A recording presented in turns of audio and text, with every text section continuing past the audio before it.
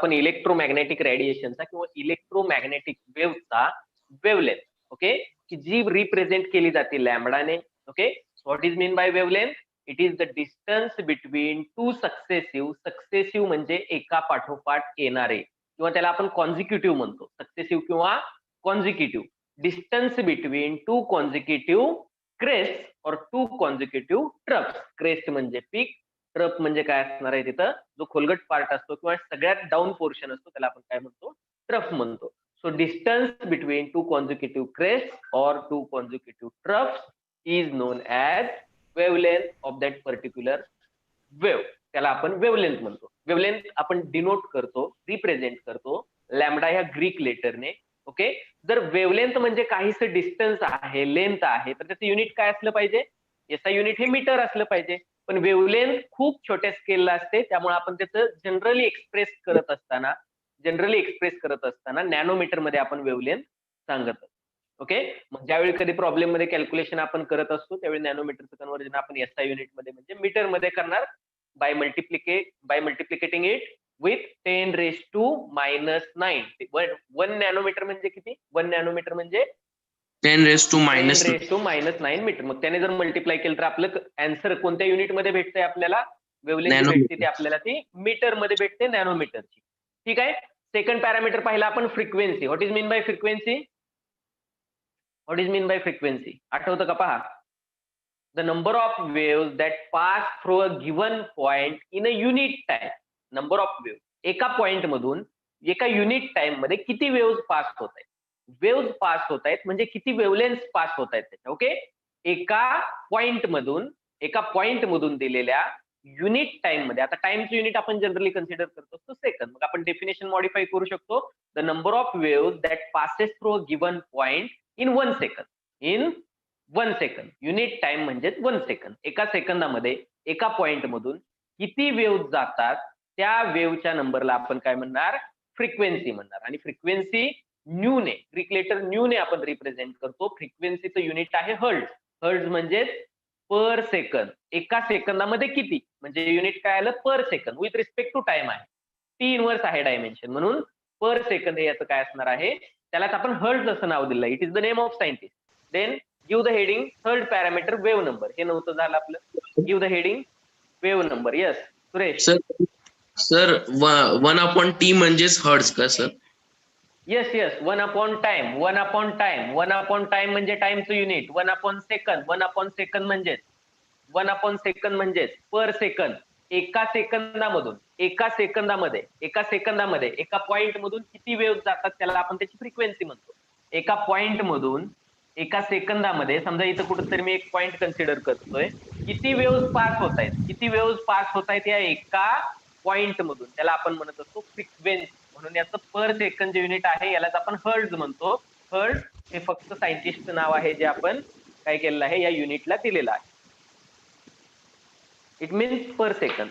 पण मेन्शन करताना जनरली हे युनिट याचा युनिट आहे त्यामुळे आपण हे मेन्शन करत असतो. जसं आपण एम्पियर म्हणतो, जूल म्हणतो, कुलोम म्हणतो, न्यूटन म्हणतो, तसंच आहे हे hertz. Okay, give the heading wave number. Third characteristics of electromagnetic wave number. आता वेव्ह नंबर कशाला म्हणतो पहा, तर फ्रिक्वेन्सीच्या अपोजिट कन्सेप्ट आहे. फ्रिक्वेन्सीच्या रिव्हर्स कन्सेप्ट आहे, अपोजिट कन्सेप्ट आहे वेव्ह नंबर म्हणजे काय. Okay, so wave number is the number of wavelength per unit length. एका युनिट लेंथ मध्ये फ्रिक्वेन्सी होती with respect to time. With respect to time किती वेव्हलेंथ पास होत आहे. आता इथं आहे with respect to length. So write the definition. Wave number is the number of wavelength. Wave number is the number of wavelength. The number of wavelength म्हणजे एक wavelength जी आपण घेतो lambda. Number of wavelength that passes through or the number of wavelengths per unit length. Number of wavelengths per unit length म्हणजे एका unit length मध्ये, एका unit distance मध्ये किती वेव्हलेंथ आहेत त्या पर्टिक्युलर वेव्ह. त्या पर्टिक्युलर वेव्हच्या किती वेव्हलेंथ मॅच होत आहेत म्हणजे लॅम्बडा किती फिट होत आहेत त्याच्यामध्ये. तर याला आपण म्हणणार वेव्ह नंबर, आणि वेव्ह नंबर हा न्यू बारने, याच्या रिव्हर्स कन्सेप्ट असल्यामुळे आपण त्याला बारने रिप्रेझेंट करतो. न्यू बारने काय करत असतो, आपण त्याला रिप्रेझेंट करत असतो. सो इट इज कॉमनली, पहा ही वेव्ह आहे, बरोबर का, ही वेव्ह आहे, दिस इज द वेव्ह. एक रिप्रेझेंटेटिव्ह वेव्ह दिलेली आहे मी. ओके, माईक कोणाचा ऑन आहे पहा, माईक म्यूट करा. माईक चुकून कोणाचा ऑन राहिलाय, प्रणित. ओके, पहा या दोन सक्सेसिव्ह क्रेस्ट मध्ये, जे डिस्टन्स आहे त्याला आपण वेव्हलेंथ म्हणतो, किंवा दोन सक्सेसिव्ह कोणतेही घ्या दोन सक्सेसिव्ह ट्रफ मध्ये जे डिस्टन्स आहे त्याला आपण वेव्हलेंथ म्हणतो. वेव्हलेंथ डिनोट करतो आपण लॅम्बडाने. ओके, समजा मी जर असं कन्सिडर केलं, हे एक युनिट लेंथ आहे, युनिट लेंथ आहे. आता लेंथचं युनिट काय असतं, लेंथचं युनिट काय असतं, एसआय युनिट मीटर. मीटर. मग आपण असं कन्सिडर करूया 1 मीटर आहे. 1 मीटर आहे म्हणजेच काय, ही झाली युनिट लेंथ, ही झाली युनिट लेंथ. तुम्ही दुसरंही घेऊ शकता. Okay, unit length. ओके, तर एका युनिट लेंथ मध्ये किती वेव्हलेंथ फिट होत आहे. The number of wavelength per unit length, the number of wavelengths per unit length, it is known as wave number, and wave number is denoted by nu bar. एका metre मध्ये किती wavelength fit होत आहे त्याला आपण म्हणणार त्याचा wave number. Okay, आता या एक्झाम्पल मध्ये जर आपण कन्सिडर केलं, पहा या एक्झाम्पल मध्ये जर कन्सिडर केलं, इथून कन्सिडर केलं तर ही एक वेव्हलेंथ आहे, ही एक आहे, ही एक आहे, ही एक आहे. जर 4 वेव्हलेंथ त्याच्यामध्ये फिट होत आहेत तर आपण काय म्हणू शकतो, 4 हा वेव्ह नंबर असू शकतो याचा. कधी जर तुम्ही हे ऍक्युरेट घेताय, ऍक्युरेट म्हणजे जर तुम्ही इथून कन्सिडर करताय वेव्ह तर इथंच कट पाहिजे, हे इथपर्यंतच 1 मीटर पाहिजे. ओके, आणि याच्यामध्ये जर 4 वेव्हलेंथ फिट होत आहेत तर आपण म्हणू शकतो 4 हा याचा काय आहे, वेव्ह नंबर आहे. ऍक्च्युली वेव्हची वेव्हलेंथ जी आहे ती नॅनोमीटर मध्ये असते. नॅनोमीटर मध्ये असल्यामुळे 10⁻10 10⁻9 या फिगर मध्ये त्याची काय येते, या पॉवर फिगर मध्ये त्याचं आन्सर येतं wave number. Okay, so wave number is represented by new bar. It's commonly used unit is, yes, unit काय असू शकतं, पर युनिट लेंथ. म्हणजे नंबर ऑफ वेव्हलेंथ हा एक नंबर आहे, पर युनिट लेंथ म्हणजे काय, पर युनिट लेंथ म्हणजे डिनॉमिनेटर मध्ये तुम्हाला मीटर येणार आहे. जर डिनॉमिनेटर मध्ये जर मीटर आलं तर मीटर इनवर्स हा काय असू शकतो, पर मीटर हा काय असू शकतो, याचं युनिट असू शकतं. कॉमनली हे झालं एसआय युनिट, पर मीटर हे एसआय युनिट आहे, इट इज एसआय युनिट. पण कॉमनली पर सेंटीमीटर हे युनिट काय करत असतो, आपण कॉमनली यूज करत असतो. commonly used unit आहे. Write down these two units. This is per centimeter is the commonly used unit, and per meter is the SI unit. It is clear what is mean by wave number. एका unit length मध्ये किती wavelength आहेत, किती waves आहेत. Okay, मग wavelength lambda आपण प्रत्येक वेळी काउंट करू शकतो, किंवा लॅम्बडाने जर युनिट लेंथला वेव्हलेंथने जर डिवाइड केलं तर आपल्याला काय भेटतं, वेव्ह नंबर भेटतो. वेव्ह नंबर म्हणजेच काय, wave number nu bar is equal to 1 by lambda. It is inversely proportional to the lambda. जेवढी मोठी वेव्हलेंथ तेवढ्या कमी बसणार आहे, जेवढी वेव्हलेंथ छोटी असेल तेवढ्या वेव्हलेंथ जास्त बसणार आहे त्या युनिट लेंथ मध्ये. का तर हे तर बदलणार नाही, पर मीटर किंवा पर सेंटीमीटर तर बदलणार नाही, आपले हे युनिट बदलणार नाही. मग वेव्हलेंथ मोठी झाली वेव्ह नंबर कमी येईल, वेव्हलेंथ छोटी झाली वेव्ह नंबर मोठा येईल. ओके, का तर जास्त वेव्हलेंथ त्याच्यामध्ये फिट होत आहेत, वेव्हलेंथ छोटी झाली का. It is clear, it is clear. Yes sir. Okay, ही इनवर्स कन्सेप्ट आहे. हे पण इक्वेशन लिहून घ्या, nu bar is equal to 1 upon lambda, वेव्हलेंथच्या रिव्हर्स कन्सेप्ट आहे.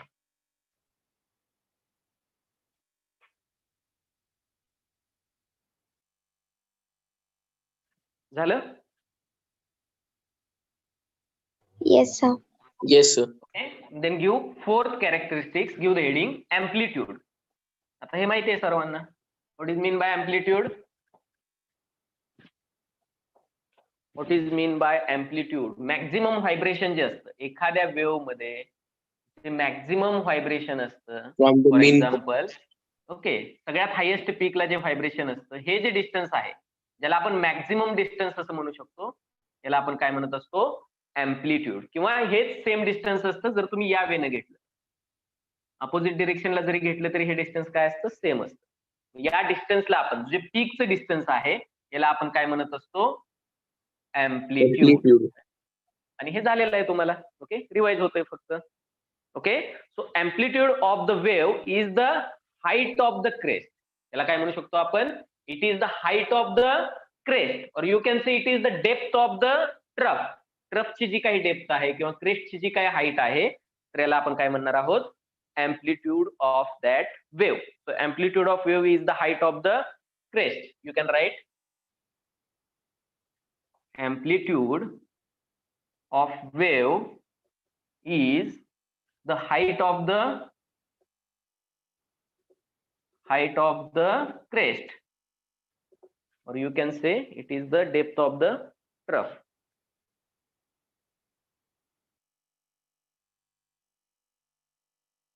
जर तुम्ही या अँप्लिट्यूडचा स्क्वेअर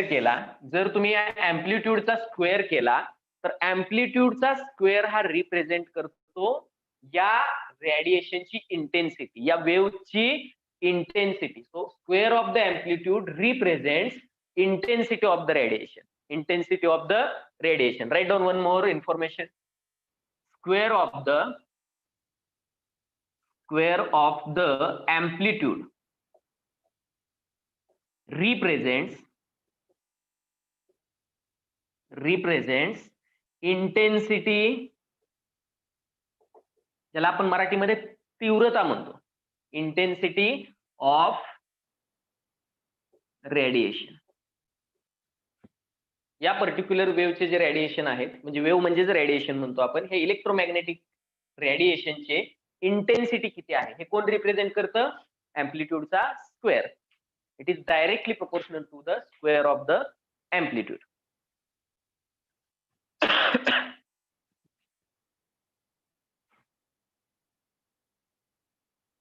झालं काय? Yes sir. ओके, आणखी एक महत्वाची इन्फॉर्मेशन पहा. ठीक आहे, 4 कॅरेक्टरिस्टिक शिकलो आपण.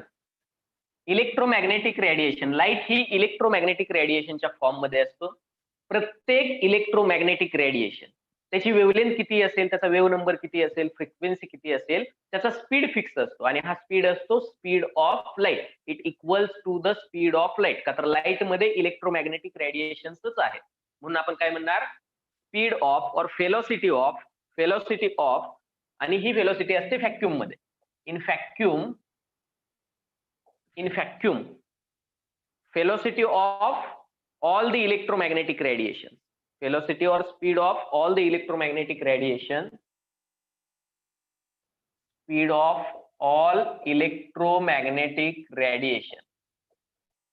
is equal to speed of light. आणि speed of light तुम्हाला माहिती आहे 3 into 8. yes, 3 into 10 raised to 8 meter per second. It means 3 lakh kilometer per second. 3 into 10 raised to 8 meter per second.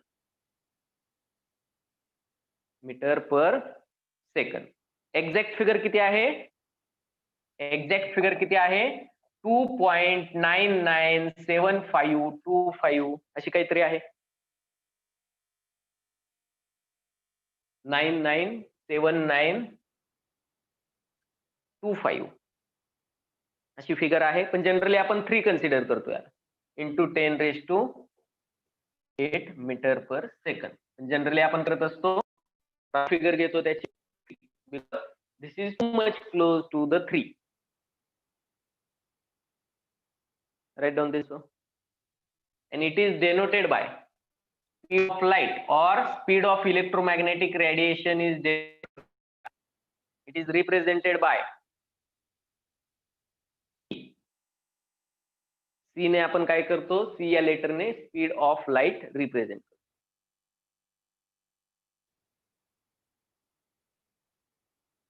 झालं काय हे? Yes sir. Okay, so velocity of light, velocity of electron related with frequency and wavelength. It is related frequency and wavelength. Wavelength म्हणजे वेव्हची length जी आहे ती किती आहे आणि frequency किती आहे. फ्रिक्वेन्सी म्हणजे एका पॉइंट मधून एका सेकंदामध्ये किती वेव्ह पास होत आहेत याच्यावर स्पीड ऑफ लाईट किंवा speed of electromagnetic radiation depend असतो. ते आपण फॉर्म्युले C is equal to lambda.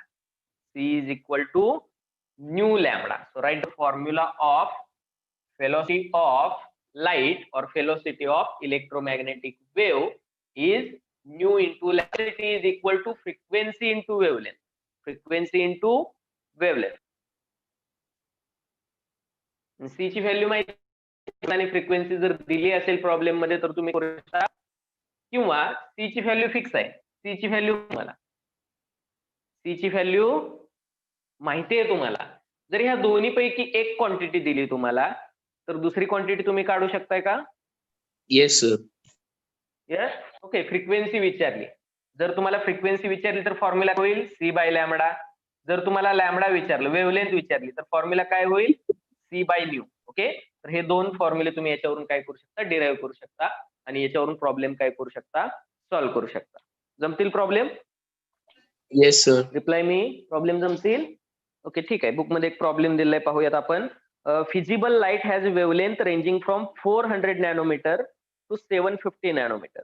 Express this wavelength in terms of frequency. ह्या ज्या वेव्हलेंथ आहेत त्या फ्रिक्वेन्सीच्या टर्म मध्ये एक्सप्रेस करा.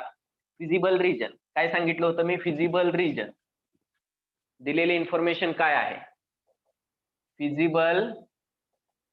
Feasible region 400 nanometre to 750 nanometre हा रिजन आहे. हा स्पेक्ट्रमचा पार्ट आहे ज्याला आपण म्हणत असतो फिजिबल स्पेक्ट्रम किंवा फिजिबल. ओके. 400 नॅनोमीटरला व्हायोलेट कलर असतो, 750 ला रेड कलर असतो. तर हे जे पॅरामीटर्स आहेत किंवा ह्या ज्या व्हॅल्यूज आहेत ह्या दिलेल्या आहेत नॅनोमीटर मध्ये. नॅनोमीटर मध्ये दिलेले आहेत म्हणजे काय दिलेले आहे? वेव्हलेंथ दिलेली आहे. वेव्हलेंथ दिलेली आहे म्हणजेच आपल्याला लॅम्बडा दिलेला आहे. आणि विचारले काय आपल्याला? याची फ्रिक्वेन्सी विचारली आहे किंवा ह्या वेव्हलेंथ एक्सप्रेस करा in terms of frequency. Okay. कशा पद्धतीने कॅल्क्युलेट करता येईल पहा. फॉर्म्युला माहिती आहे, C is equal to nu lambda. Okay. Lambda दिलेला आहे, C आपल्याला माहिती आहे, किंवा ब्रॅकेट मध्ये दिला जातो C 3 × 10⁸ हीच व्हॅल्यू घ्यायची. C दिलेला आहे. ओके. लॅम्बडा माहित आहे, फ्रिक्वेन्सी विचारले. Therefore nu is equal to C by lambda. Nu is equal to C by lambda. मग एक वेळ याच्यासाठी करा, एक वेळ याच्यासाठी करा, 2 वेळा सॉल्व्ह करा. काय आन्सर येतं पहा. आता C ची व्हॅल्यू SI युनिट मध्ये घेतोय आपण, म्हणजेच काय? 3 × 10⁸ मीटर पर सेकंद. बरोबर की नाही? मग लॅम्बडाची व्हॅल्यू कशात घ्यायला पाहिजे आपण? येस सुरेश, लॅम्बडाची व्हॅल्यू कशात घ्यायला पाहिजे? लॅम्बडाची व्हॅल्यू मीटर मध्ये. ओके. मग मीटर मध्ये कन्वर्ट करता याला 400 नॅनोमीटरला मीटर मध्ये कन्वर्ट करा. कसं कन्वर्ट होईल? 400 इंटू कोणता मल्टिप्लिकेशन फॅक्टर येईल? यस सर नॅनोमीटर म्हणून 10⁻⁹.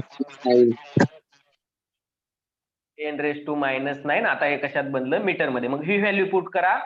400 इंटू 10⁻⁹ काय आहे? मीटर. आता पहा काय आन्सर. आणि आन्सर शीट काय असेल पहा. मीटरला मीटर कॅन्सल होईल, पर सेकंद. पर सेकंद हे काय असणार आहे? फ्रिक्वेन्सीचं युनिट असणार आहे.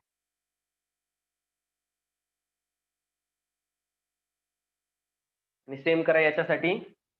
New is equal to C by lambda is equal to 3 × 10⁸ metre per second divided by 750 into 10⁻⁹ metre.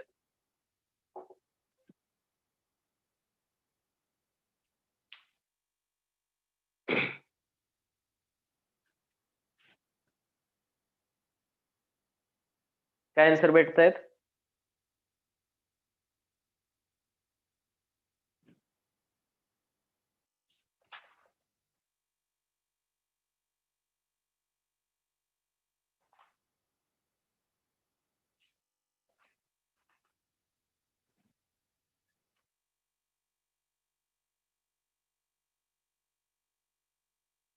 भेटतायत काय आन्सर?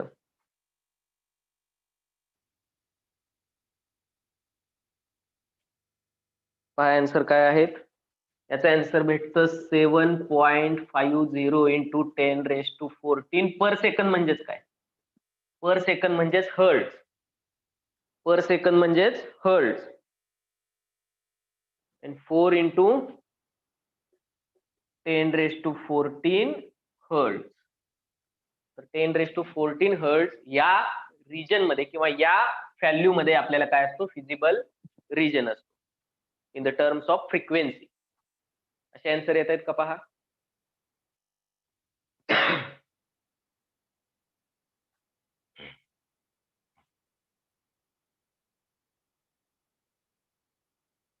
Yes sir.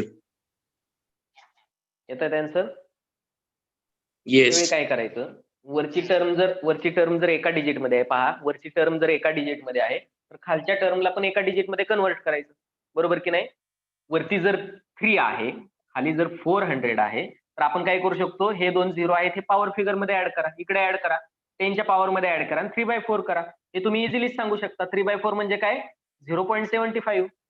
बरोबर की नाही?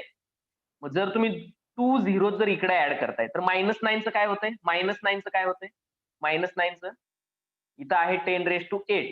ठीक आहे. -9चं काय होतंय? -9चं काय होतंय? कॅल्क्युलेशन कसे करता पहा. तुमच्या टर्म्स आणि मेथड्स काय आहेत पहा, पण जे कॅल्क्युलेशन आहे हे ओरली व्हायला पाहिजे. एवढं कॅल्क्युलेशन तर ओरलीच होत. यस. -9चं काय होईल? 2 0 ऍड केले, 100 ने मल्टिप्लाय केलं, 10⁻7 होईल. -7 वरती आला, काय होईल? +7 होईल. +7 झाल्यानंतर 8 + 7 10⁻15 होईल. 10⁻15 होईल. पण आपली स्टँडर्ड मेथड काय सांगते? स्टँडर्ड मेथड काय सांगते? एका डिजिट नंतर पॉईंट पाहिजे. मग 7 नंतर पॉईंट दिला, ही फिगर मोठी झाली म्हणून हा जो याची जी पॉवर आहे 10 ची, ही एका युनिटने एका डिजिटने छोटी व्हायला पाहिजे. मग 10⁻14. आलं का नाही आन्सर? तुम्ही कशाचा यूज करत होते? यस, रिप्लाय मी. कॅल्क्युलेटर यूज करताय, लॉग टेबल यूज करताय. पण जे छोटे छोटे कॅल्क्युलेशन आहेत ते इझिली काय होतात? सॉल्व्ह होऊन जातात.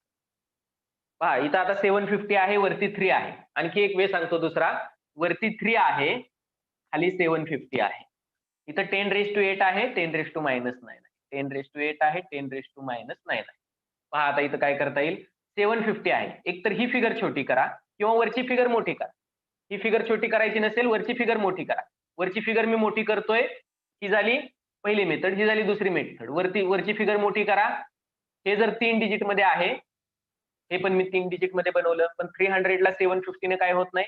डिवाइड होत नाही. आणखी एक 0 दिला मी. आता होतंय का पहा? आता हे लगेच होईल. येतंय का लक्षात? 750 आणि 750 किती? 1500. Okay, 1500 and 1500 3000. ओके, म्हणजे इंटू 4 केल्यानंतर 3000 भेटते तुम्हाला. मग ह्याचा आन्सर काय भेटेल तुम्हाला? 4. ओके, पण इकडे पॉवर फिगर काय चेंज झाल्या?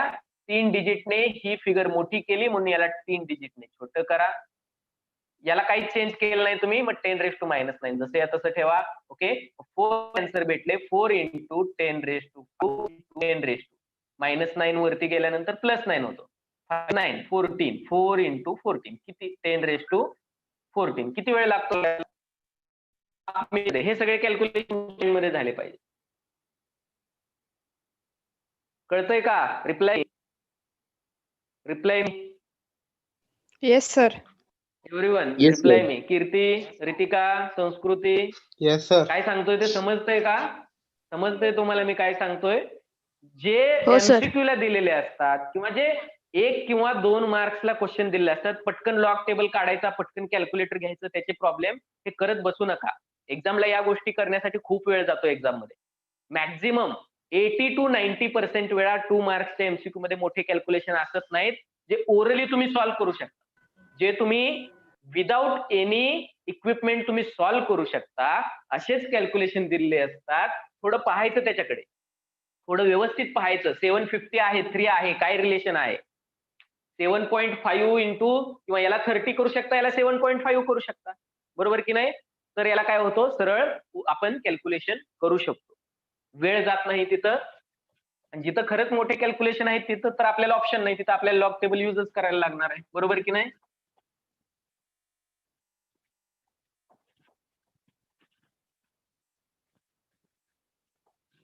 Now give the heading particle nature of electromagnetic radiation. हे झालं wave nature. This is about particle nature. Particle nature of electromagnetic radiation. Wave nature विषयी आपण इन्फॉर्मेशन घेतली. वेव्हचे सगळे characteristics, wavelength, frequency, wave number किंवा अँप्लिट्यूड, ह्या सगळ्या कॅरेक्टरिस्टिक्स आपण पाहिल्या वेव्हच्या. ड्युएल नेचर आहे इलेक्ट्रोमॅग्नेटिक रेडिएशनला. दुसरं नेचर जे आहे ते पार्टिकल नेचर आहे. So in 1900 in the year 1900 scientist Max Planck developed his theory which is known as quantum theory. या थेरीला क्वांटम थेरी असं नाव दिलं गेलं. क्वांटम थेरी डेव्हलप केले आहे. In the year 1900 scientist max plank developed his theory which is known as quantum theory or quantum theory of light to explain black body radiation. कशासाठी develop केली होती ही theory? Black body radiation. Black body radiation जे आपण last लेक्चरला पाहिलं की जे particle नेचरनेच explain होऊ शकतं, हे एक्सप्लेन करण्यासाठी जी थेरी डेव्हलप केली, जी थेरी प्रपोज केली, त्या थेरीचं नाव काय आहे? It is known as quantum theory. So according to this theory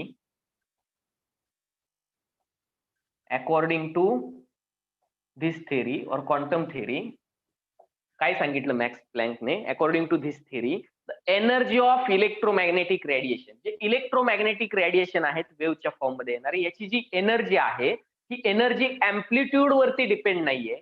he energy amplitude वरती डिपेंड नाहीये, तर ही एनर्जी फ्रिक्वेन्सी वरती डिपेंड आहे. एनर्जी कशावरती डिपेंड आहे?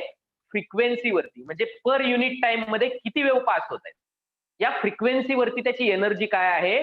डिपेंडंट आहे, अँप्लिट्यूड वरती नाही. पहा, एखादी वेव्ह अशी आहे. ओके, फॉर एक्झाम्पल पहा, आपण रिप्रेझेंटेशन करूया तिथं वेव्हचं. एखादी वेव्ह अशी आहे, ठीक आहे, याचं अँप्लिट्यूड असं आहे. दुसरी जर वेव्ह आपण ड्रॉ केली इथं की ज्याचा अँप्लिट्यूड खूप मोठा आहे. ओके, आता या दोन वेव्ह मध्ये काय फरक आहे पहा. याचं अँप्लिट्यूड छोटा आहे, याचं अँप्लिट्यूड मोठा आहे. ओके, मग अँप्लिट्यूड मोठा आहे म्हणून या वेव्हची एनर्जी जास्त आहे असं नाहीये. म्हणजे वेव्हची जी एनर्जी आहे, इलेक्ट्रोमॅग्नेटिक रेडिएशनची जी एनर्जी आहे ती अँप्लिट्यूड वरती डिपेंड नाहीये. तर ती डिपेंड कशावरती आहे?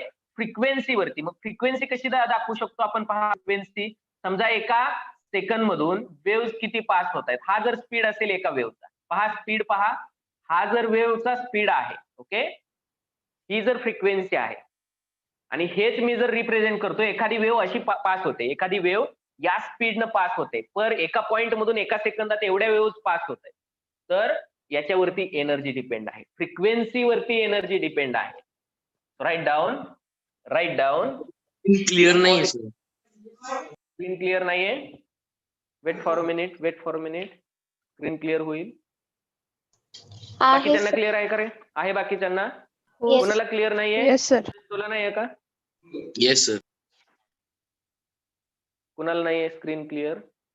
मी मग सर थोडा नेटवर्क चेक करा, तुमचं नेटवर्क चेक करा. जर बाकीच्यांना क्लिअर असेल तर तो तुमचा इश्यू असेल. पहा, बाकीच्यांना आहे एव्हरीवन? Okay, yes sir. ठीक.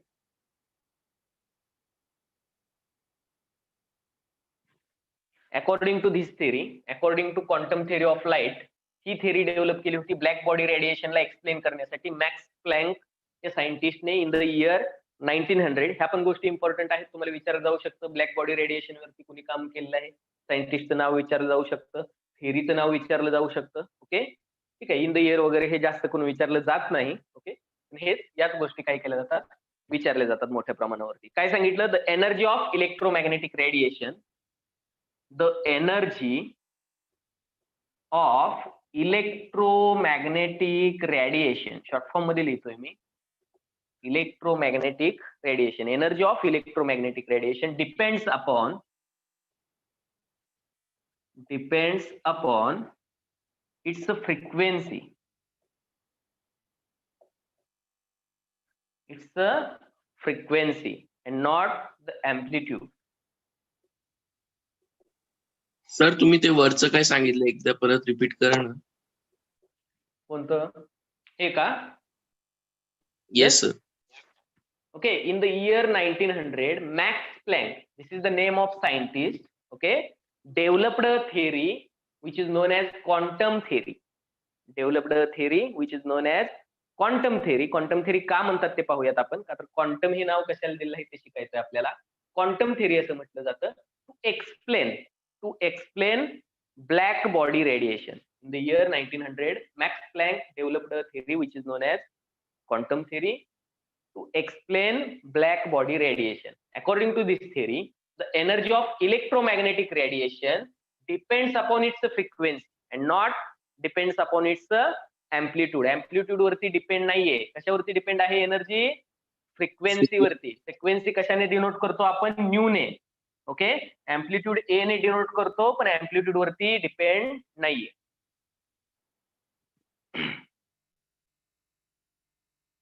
आणखी काय केलं पहा. Planck gave the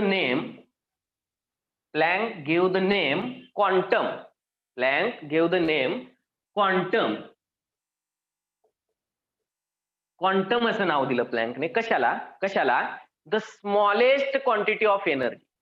प्लँकने क्वांटम असं नाव दिलं कशाला? The smallest quantity of energy. एनर्जीची स्मॉलेस्ट क्वांटिटी की जी ऍब्सॉर्ब केली जाऊ शकते किंवा रिलीज केली जाऊ शकते. ऍब्सॉर्ब केली जाऊ शकते किंवा रिलीज केली जाऊ शकते in the form of electromagnetic radiation. Electromagnetic रेडिएशनच्या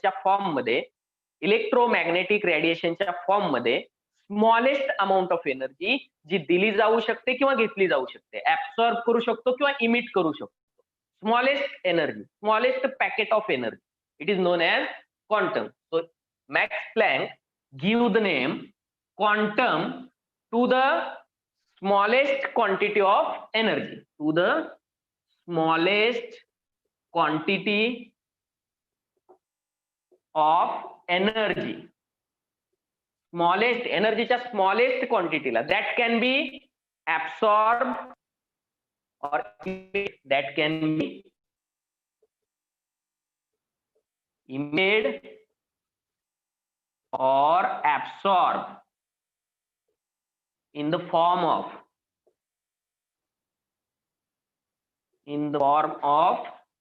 electromagnetic radiation. इलेक्ट्रोमॅग्नेटिक रेडिएशनच्या फॉर्म मध्ये जी स्मॉलेस्ट क्वांटिटी एनर्जीची दिली जाऊ शकते किंवा घेतली जाऊ शकते, इमिट केली जाऊ शकते किंवा ऍब्सॉर्ब केली जाऊ शकते, त्याला क्वांटम असं नाव दिलं आहे. त्याला नाव काय दिलं आहे? क्वांटम. झालं का हे? Write down. राईट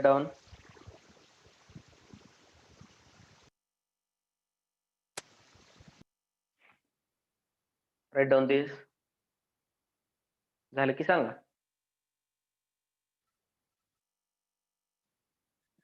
म्हणजे क्वांटम म्हणजे काय? What is mean by quantum किंवा याला क्वांटम थिअरी का म्हटलं? जी स्मॉलेस्ट क्वांटिटी आहे एनर्जीची त्याला आपण काय म्हणतो असतो? क्वांटम. आता स्मॉल एनर्जी बंडल किंवा स्मॉल एनर्जी पॅकेट्स असं याचं काय आहे? प्रोनाउन्सिएशन आहे. पहा, वेव्ह मध्ये जर असं नेचर असेल, हे जे स्मॉल एनर्जी पॅकेट्स आहेत याला आपण काय म्हणतो असतो? क्वांटा किंवा क्वांटम असं म्हटलं जातं याला. Okay, this is the small amount of energy, smallest amount of energy. आपण जसं म्हणतो ऍटम हा सगळ्यात स्मॉलेस्ट पार्टिकल आहे. एखाद्या एलिमेंटचा स्मॉलेस्ट पार्टिकल काय? ऍटम.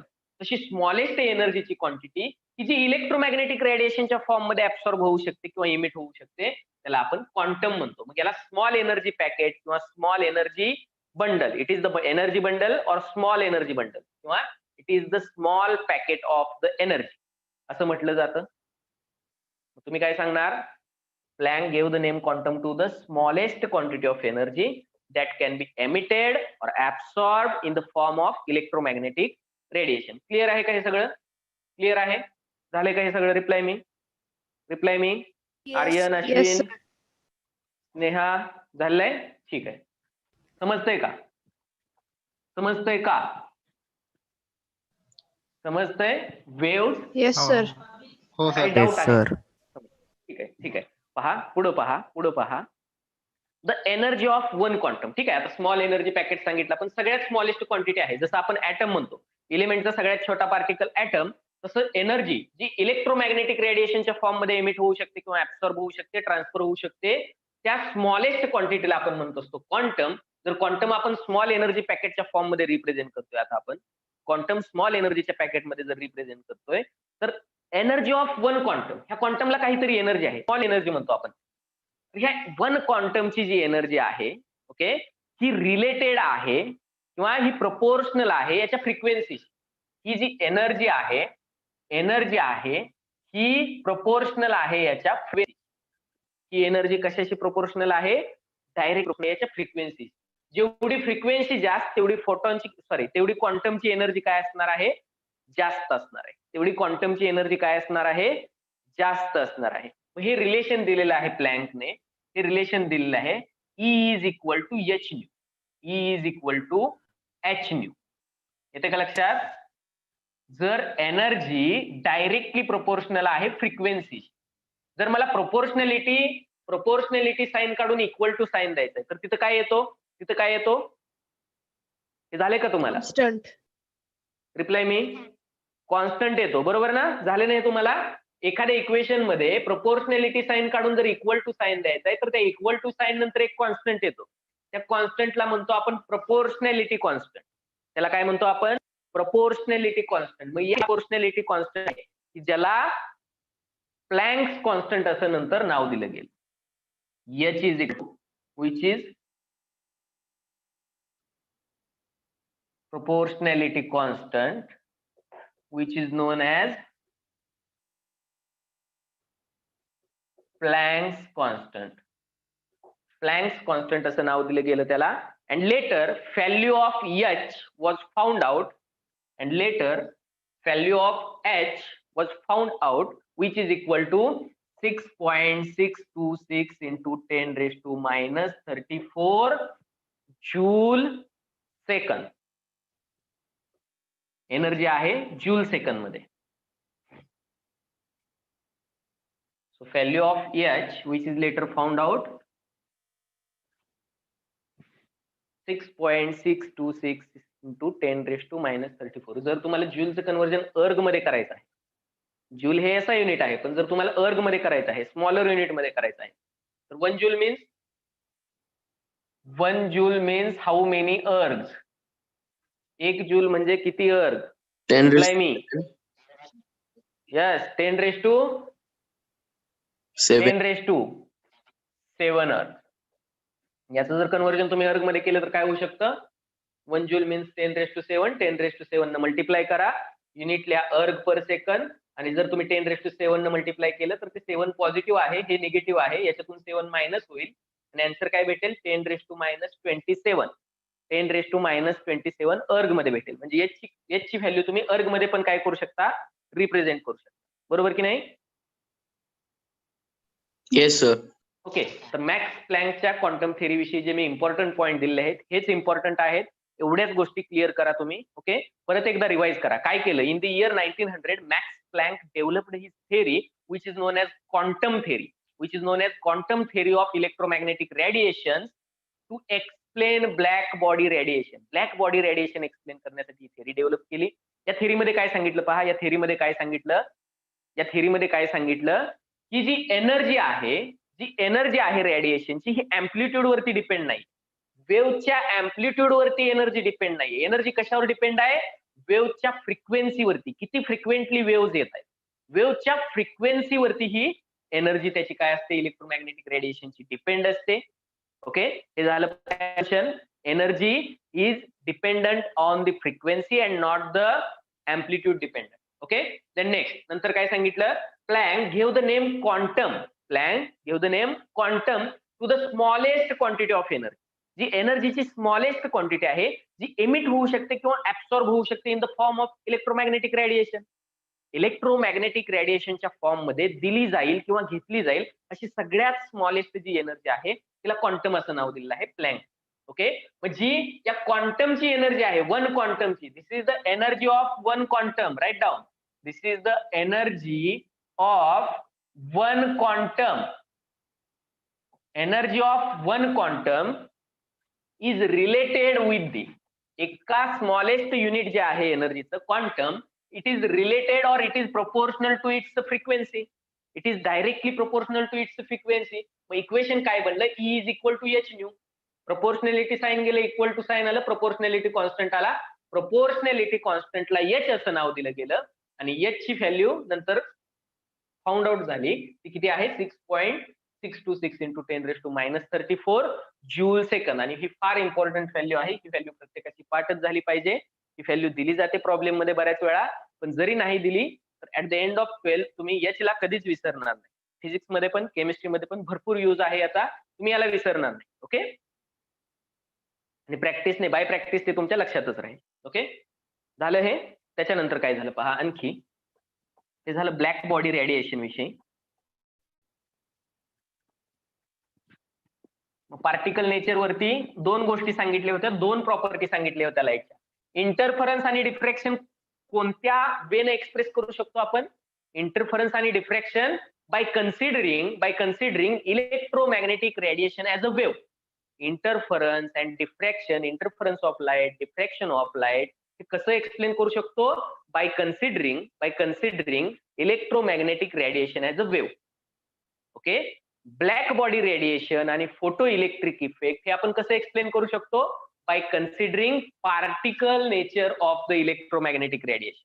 ब्लॅक बॉडी रेडिएशन पाहिलं आपण आता, त्याच्यानंतर photo electric effect. In the year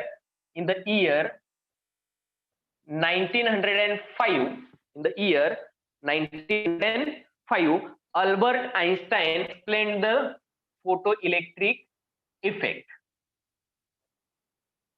Albert Einstein explained in the year 1905, Albert Einstein explained the photoelectric effect.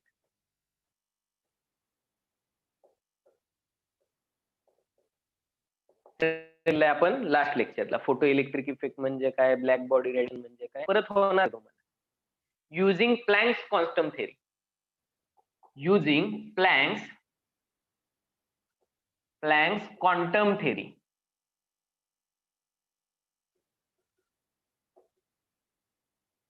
Planck's quantum theory use करून फोटो इलेक्ट्रिक इफेक्ट एक्सप्लेन केलेला आहे. कुणी, Albert आइन्स्टाईनने. In the year 1905 he considered electromagnetic radiation as a stream of photons. He considered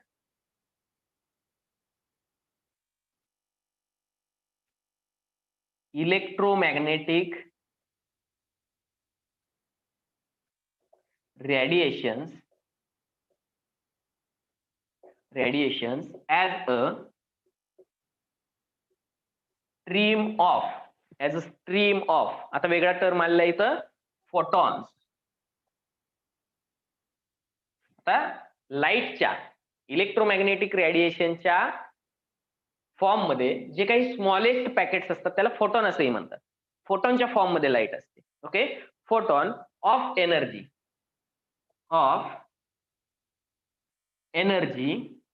photons of energy H new, म्हणजे हे same आहे क्वांटमशी. Quantum म्हणजेच photon, क्वांटमची energy म्हणजेच फोटॉनची एनर्जी. आणि फोटॉन हा नवीन शब्द आलेला इथं फक्त क्वांटमसाठी. So Albert Einstein considered electromagnetic radiation as a stream of photon. Stream म्हणजे काय, प्रवाह. फोटॉन म्हणजे काय, ज्याच्यामध्ये एका पाठोपाठ एक फोटॉन्स येत आहेत. फोटॉन्स म्हणजेच काय, एच न्यू ही एनर्जी आहे त्याला. फोटॉनची एनर्जी किती आहे, एच न्यू. फोटॉनची एनर्जी किती आहे, एच न्यू. ओके, आणि फोटॉन म्हणजेच काय, की याचं मास 0 आहे. मास 0 असलेला पार्टिकल आहे, याला फक्त एनर्जी आहे. फोटॉनचं मास हे 0 आहे, 0 रेस्ट मास आहे फोटॉनला. त्याला आहे फक्त एनर्जी, आणि ती एनर्जी आपण डिफाईन करतो एच न्यू ने. एनर्जी कशाने डिफाईन करतो, एच न्यू ने. एच म्हणजे प्लँक्स कॉन्स्टंट, न्यू म्हणजे त्याची फ्रिक्वेन्सी. न्यू म्हणजे फ्रिक्वेन्सी. It is clear? एवढ्याच Yes, गोष्टी sir. महत्वाच्या आहेत तुम्हाला याच्यामध्ये. बाकीचं फोटो इलेक्ट्रिक इफेक्ट वगैरे आपल्याला फिजिक्स मध्ये शिकायचं आहे. याच्यामध्ये फक्त आपल्याला एवढीच इन्फॉर्मेशन माहित पाहिजे. मग इन द इयर 1905 अल्बर्ट आइन्स्टाईनने काय केलं, फोटो इलेक्ट्रिक इफेक्ट एक्सप्लेन केला on the basis of Planck's quantum theory. ही प्लँक्स क्वांटम थेअरी जी आता आपण पाहिली ती यूज केली आणि काय कन्सिडर केलं, electromagnetic radiation is a stream of photon of energy H new. एका फोटॉनची एनर्जी एच न्यू आहे आणि अशा फोटॉनचा प्रवाह, फोटॉनचा स्ट्रीम म्हणजे काय आहे, इलेक्ट्रोमॅग्नेटिक रेडिएशन आहे. It is clear? It is clear? Yes, sir. मग ह्या डेव्हलपमेंट, या ज्या डेव्हलप्ड आहेत ह्या डेव्हलपमेंट गरजेच्या होत्या ॲटॉमिक मॉडेल शिकण्यासाठी. ह्या कन्सेप्ट क्लिअर होणं तुमच्या गरजेच्या होत्या, तरच आपण बोर्स ॲटॉमिक मॉडेल कडे जाऊ शकतो. पहिल्यांदा आपण ह्या कन्सेप्ट पाहिल्या, वेव्ह पार्टिकल ड्युएलिटी. हे जे आपण पाहिलं लास्ट लेक्चर पासून, ही एक कन्सेप्ट होती वेव्ह पार्टिकल. वेव्ह आणि पार्टिकल दोन्हीचे स्टडी केलेला आहे. Wave particle duality of electromagnetic radiation. Electromagnetic radiation विषयी तुम्हाला आता ऑलमोस्ट सगळी माहिती आहे. इलेक्ट्रोमॅग्नेटिक रेडिएशनचे सगळे डिटेल्स तुम्हाला माहित आहेत. दुसरं एक डेव्हलपमेंट होती line emission spectrum of hydrogen. Line emission spectrum of hydrogen. Give the heading line emission spectrum. Spectrum पण दाखवलेलं आहे मी तुम्हाला. इलेक्ट्रोमॅग्नेटिक रेडिएशनचे वेगवेगळे पार्ट म्हणजे वेगवेगळ्या वेव्हलेंथ वरती वेगळे पार्ट केले तर आपण त्याला काय म्हणतो, स्पेक्ट्रम.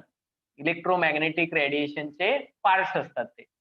लाईन इमिशन स्पेक्ट्रम कुणाचा, ऑफ हायड्रोजन.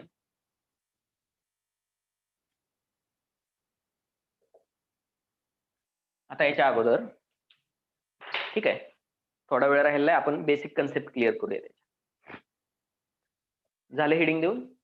हेडिंग देऊन झालं? Yes. ओके. पहा आता इमिशन स्पेक्ट्रम कशाला म्हणतो. एखादा मॅटर आहे, कोणताही एखादा मॅटर आहे, ठीक आहे, कोणताही मॅटर असेल, हा एक मॅटर आहे, एक ऑब्जेक्ट आहे, एक सबस्टन्स आहे, काही असेल हा. ओके. जर मी एखादा सबस्टन्स आहे म्हणजे याच्यामध्ये काय असतात, याच्यामध्ये ऍटम्स असतात, आयन्स असतात किंवा मॉलिक्युल्स असतात. अजून काय सांगू शकतो आपण, याच्यामध्ये प्रोटॉन आहे, न्यूट्रॉन आहे, इलेक्ट्रॉन्स आहेत, सराउंडिंग शेल मध्ये इलेक्ट्रॉन्स पण आहेत. ओके. हे सगळे याच्यामध्ये प्रेझेंट आहे. जर हा मॅटर इरॅडिएट केला, इरॅडिएट करणे म्हणजे एक्सपोज करणे लाईटला, इलेक्ट्रोमॅग्नेटिक रेडिएशनला. शब्द काय आहे, इरॅडिएटेड. इरॅडिएट करणे म्हणजे रेडिएशन, रेडिएशनला एक्सपोज करणे म्हणजे इरॅडिएट करणे. IRRADIATED दिसतंय का, स्क्रीनवरती दिसतंय?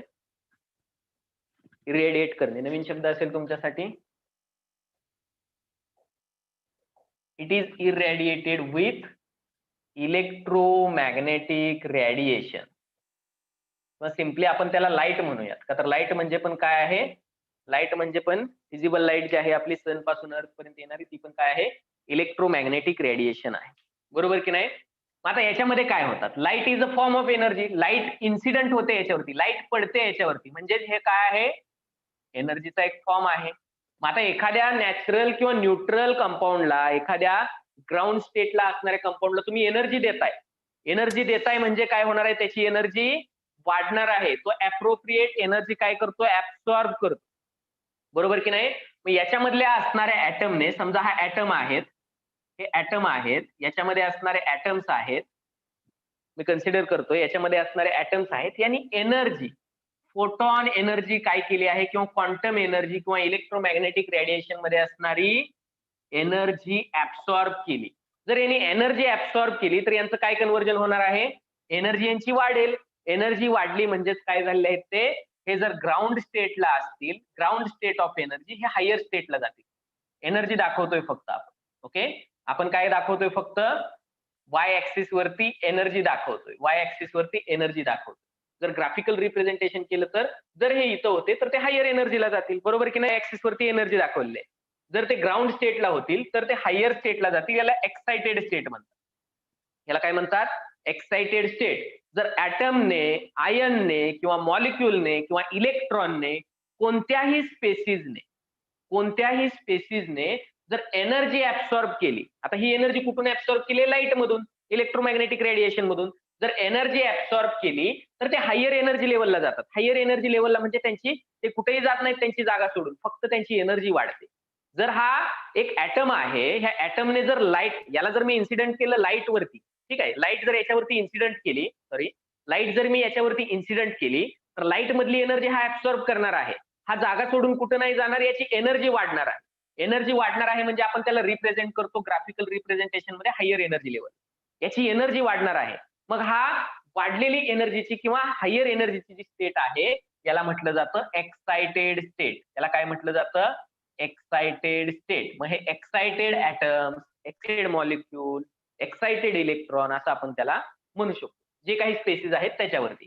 पण हा हायर एनर्जी स्टेटला कंटिन्यू राहत नाही. मग हा काय करतो, हा परत ग्राउंड स्टेटला येतो. हा ऍटम काय करतो, हे ऍटम्स परत ग्राउंड स्टेटला येतात. ओके, परत न्यूट्रल असतात. तर हायर एनर्जी स्टेटला एनर्जी वाढली म्हणजे स्टॅबिलिटी कमी झाली, हे लक्षात घ्यायचं. एनर्जी वाढली म्हणजे स्टॅबिलिटी कमी झाली.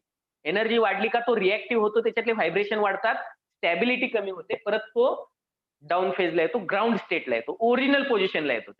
आता मला लक्षात घ्या, मला सांगा, ग्राउंड स्टेट पासून एक्साइटेड स्टेट पर्यंत जाण्यासाठी एनर्जी काय केली होती? ऍब्सॉर्ब केली होती. एनर्जी काय केली होती? ऍब्सॉर्ब केली होती. तर एक्साइटेड स्टेट पासून ग्राउंड स्टेटला याला काय करावं लागेल? याला एनर्जी रिलीज करावी लागेल. हा काय करतो? हा एनर्जी परत रिलीज करतो. हा एनर्जी काय करतो? परत रिलीज करतो. आणि जर काही रिलीज केलेली एनर्जी जर इलेक्ट्रोमॅग्नेटिक रेडिएशनच्या फॉर्म मध्ये असेल, तर याने ग्राउंड स्टेटला रिटर्न येताना इमिट केलेली एनर्जी जर इलेक्ट्रोमॅग्नेटिक रेडिएशनच्या फॉर्म मध्ये असेल, ओके, जर ही इलेक्ट्रोमॅग्नेटिक रेडिएशनच्या फॉर्म मध्ये असेल, तर ह्याला म्हणतो आपण इमिशन. याचं काय झालेलं आहे? इमिशन. Emission of radiation. याला आपण काय म्हणतो? Emission of radiation. आणि हे रेडिएशन जर आपण रेकॉर्ड केले, हे रेडिएशन जर आपण स्क्रीनवरती रेकॉर्ड केले, याची वेव्हलेंथ किती आहे, याची फ्रिक्वेन्सी किती आहे, याचा अँप्लिट्यूड किती आहे, ह्या सगळ्या गोष्टी जर आपण रेकॉर्ड केल्या, तर याला आपण म्हणत असतो इमिशन स्पेक्ट्रा. याला म्हणतो आपण इमिशन स्पेक्ट्रा किंवा इमिशन स्पेक्ट्रम. स्पेक्ट्रम आणि स्पेक्ट्रा एकच, स्पेक्ट्रम म्हणत असतो जर हे आपण रेकॉर्ड केलं तर. मग इमिशन स्पेक्ट्रम कशाला समजलं तुम्हाला? इमिशन स्पेक्ट्रम कशाला म्हणतात समजलं? रिप्लाय मी. Yes, sir. Yes, sir. Emission spectrum कशाला म्हणतात समजलं? तो ऍब्सॉर्प्शन स्पेक्ट्रम. याच्या उलट काय असतो? Absorption spectrum. आता ऍब्सॉर्प्शन स्पेक्ट्रम रिप्रेझेंट करू शकतो. पहा, ऍब्सॉर्प्शन स्पेक्ट्रम फॉर एक्झाम्पल पहा, समजा 200 to 800 नॅनोमीटर एवढे रेडिएशन याच्यामध्ये केले, एखाद्या सबस्टन्स वरती आपण इन्सिडेंट केले, इरेडिएट केलेला आहे हा सबस्टन्स 200 to 800 नॅनोमीटर. मिनिंग काय आहे? याचं मिनिंग काय आहे? सनलाईट आपल्यापासून, सन पासून अर्थ पर्यंत येते, त्याच्यामध्ये कित्येक फ्रिक्वेन्सीज असतात. ओके, मग याच्यामध्ये 200 नॅनोमीटरची वेव्ह आहे, 201 च्या आहेत, ओके, 202 नॅनोमीटरच्या आहेत, 203 नॅनोमीटरच्या आहेत, असं कुठपर्यंत आहे? 800 पर्यंत. आता याच्या पुढे जाऊन सांगतो मी तुम्हाला. पहा, 200.1 ची आहे, 200.2 ची पण वेव्ह आहे, या वेव्हलेंथच्या पण वेव्ह आहे, किंवा तुम्ही असं म्हणू शकता 200.01 ची वेव्ह आहे, 200.02 नॅनोमीटर वेव्हलेंथ असलेली वेव्ह आहे. म्हणजे याच्यामध्ये नंबर ऑफ वेव्ह आहेत जे आपण काउंट करू शकत नाही. आणि याच्या फ्रिक्वेन्सी, प्रत्येक इच अँड एव्हरी फ्रिक्वेन्सीची त्याच्यामध्ये काय आहे? वेव्ह आहे. प्रत्येक फ्रिक्वेन्सीचं रेडिएशन आहे याच्यामध्ये. मग जर तुम्ही सुरुवातीला कन्सिडर केलं, समजा तुम्ही 200 to 800 नॅनोमीटरची लाईट याच्यावरती काय केली होती? इन्सिडेंट केली होती. मग ह्या आपल्या लाईनचा स्ट्रा भेटला आपल्याला, सगळी लाईट प्रेझेंट आहे. ओके, याच्यातील काही लाईट हा ऍब्सॉर्ब करेल. आता हा लाईट कोणते ऍब्सॉर्ब करतो? ह्याच्या दोन ऍटम मध्ये जे व्हायब्रेशन आहे, किंवा हा ऍटम, एखादा ऍटम हायर स्टेटला जाण्यासाठी किती एनर्जी लागते, इथं काहीतरी एनर्जी गॅप आहे, अप्रोप्रिएट किती एनर्जी लागते, ओके, तर तेवढीच एनर्जी तो काय करत असतो? ऍब्सॉर्ब करत असतो. मग तेवढी एनर्जी असणाऱ्या रेडिएशन कोणते आहेत? फ्रिक्वेन्सी वाढली का एनर्जी? फ्रिक्वेन्सी आणि एनर्जी रिलेटेड आहेत. ओके, फ्रिक्वेन्सी वाढली तर एनर्जी वाढते. ओके, मग फ्रिक्वेन्सी आणि वेव्हलेंथ अपोजिट आहे. ओके, जेवढी जास्त वेव्हलेंथ तेवढी एनर्जी कमी, वेव्हलेंथ जेवढी जास्त तेवढी एनर्जी काय? कमी. वेव्हलेंथ वाढली की एनर्जी कमी होते. हे इनव्हर्सली प्रोपोर्शनल आहे, वेव्हलेंथ आणि एनर्जी. आणि फ्रिक्वेन्सी आणि एनर्जी डायरेक्टली प्रोपोर्शनल आहे. ओके, जेवढी जास्त वेवलेंथ तेवढी एनर्जी इकडे कमी कमी होत जाते. मग याला एक्झॅक्टली कोणती एनर्जी मॅच, याला कोणती एनर्जी मॅच होते, जो हा एनर्जी गॅप आहे एवढीच एनर्जी मॅच होते याला. मग ही एनर्जी कुठं आहे, समजा आपण जर असं कन्सिडर केलं 235 नॅनोमीटरची जेवढी एनर्जी आहे, इथून इथपर्यंत प्रत्येक वेव्हची एनर्जी वेगळी आहे. यातल्या या वेव्हची एनर्जी मॅच होते. याला या 235 नॅनोमीटर वेव्हलेंथ असणाऱ्या वेव्हची एनर्जी आहे ती मॅच होते. तर 235 चे रेडिएशन हा ऍब्सॉर्ब करेल, 235 चे रेडिएशन ऍब्सॉर्ब करेल, बाकीचे रेडिएशन तो ऍब्सॉर्ब करणार नाही. का तर त्याला गरजच नाहीये त्याची. त्याला गरज कुणाची आहे 235, तरच हे इथून इथं जाऊ शकतात. बाकीचे ऍब्सॉर्ब त्याच्याकडून होणार नाहीत. ज्या पॉसिबिलिटीज आहेत तेच ऍब्सॉर्ब होईल. 235 समजा त्याच्याकडून काय झालं, ऍब्सॉर्ब झालं, तर 235 च्या इथं काय येणार आहे, ऍब्सॉर्ब झाल्यामुळे इथं काय आहे, इथं काय होणार आहे, डाऊन साईडला पीक येतोय. डाऊन साईडला एक काय भेटतोय आपल्याला ग्राफमध्ये एक पीक भेटतोय आपल्याला असा डाऊन साईडला, ज्याची वेव्हलेंथ 235 आहे. म्हणजे हे सगळं ऍब्सॉर्ब केलं. तर याला आपण म्हणू शकतो ऍब्सॉर्प्शन स्पेक्ट्रम किंवा इमिशन स्पेक्ट्रम पण आपण काउंट करू शकतो. याला जर इमिशन स्पेक्ट्रम आपण काउंट केला म्हणजे 200 टू 400 नॅनोमीटर आपला इन्सिडेंट स्पेक्ट्रम होता, 200 टू 400 नॅनोमीटर. आणि आपल्याला इमिशन स्पेक्ट्रामध्ये काय भेटलं नाही, 235 च्या वेव्हलेंथच भेटली नाही. मग इथं काय येणार आहे, 25 वेव्हलेंथची डिफिशियन्सी भेटणार आहे, कमतरता भेटणार आहे इमिट झालेल्या रेडिएशन मध्ये. बाकी जेवढं आपण इन्सिडेंट केलं होतं सगळं पलीकडे आपल्याला इमिट झालेलं भेटेल, सगळं इमिट झालेलं भेटेल आपल्याला. फक्त त्याच्यामध्ये काय भेटणार नाही, 235 नॅनोमीटर च्या वेव्हलेंथ किंवा वेव्ह भेटणार नाहीये. का नाही भेटणार, का तर ते ऍब्सॉर्ब केलंय आणि हे एक्साइटेड स्टेटला गेले. बरोबर की नाही. मग तिथं आपल्याला तुम्ही कोणत्या वेने घेताय, वेव्ह नंबर घेताय का वेव्हलेंथ घेताय, एनर्जी कशी घेताय त्याच्यावरती डाऊन साईडला पण पीक मिळू शकतो किंवा याला इन्व्हर्स पण करू शकता तुम्ही, अप साईडला पण तुम्हाला पीक भेटू शकतो. तर हे जे स्पेक्ट्रा असतात त्याला आपण ऍब्सॉर्प्शन स्पेक्ट्रा किंवा इमिशन झालेली लाईट रेकॉर्ड करताय तर इमिशन स्पेक्ट्रा असं म्हणतात. It is clear, it is clear. Reply me. Yes, sir. Yes, sir. Everyone, it is clear. म्हणजे जी रेकॉर्ड करतो Yes, आपण sir. लाईट इमिट झालेली किंवा ऍब्सॉर्ब झालेली त्याला आपण ऍब्सॉर्प्शन स्पेक्ट्रा किंवा इमिशन स्पेक्ट्रा म्हणतो. हायड्रोजनने इमिट केलेला स्पेक्ट्रा ज्यावेळी आपण पाहतोय तर त्यावेळी त्याच्यामध्ये लाईन्स दिसतात. त्याच्यामध्ये काय दिसतात, लाईन्स दिसतात. म्हणून आपण त्याला काय म्हणतो, लाईन इमिशन स्पेक्ट्रम म्हणतो. की जो डिटेलमध्ये पाहायचा आहे आपल्याला. त्याच्यामध्ये 5 सायंटिस्टने वेगवेगळ्या काम केलंय, बऱ्याच जणांनी काम केलं आहे. प्रत्येकाची वेगळी सिरीज आहे. त्याच्या अगोदर ह्या कन्सेप्ट क्लिअर पाहिजेत तुमच्या. इमिशन स्पेक्ट्रा कशाला म्हणणार, ऍब्सॉर्प्शन स्पेक्ट्रा कशाला म्हणणार, कोणत्या कोणत्या टर्म आता इम्पॉर्टंट आहेत पहा. रिवाइज करतोय मी हा पार्ट इथला. जर एखादा सबस्टन्स इरेडिएट झाला इलेक्ट्रोमॅग्नेटिक रेडिएशन, काय इम्पॉर्टंट आहे पहा, तेवढंच सांगतोय.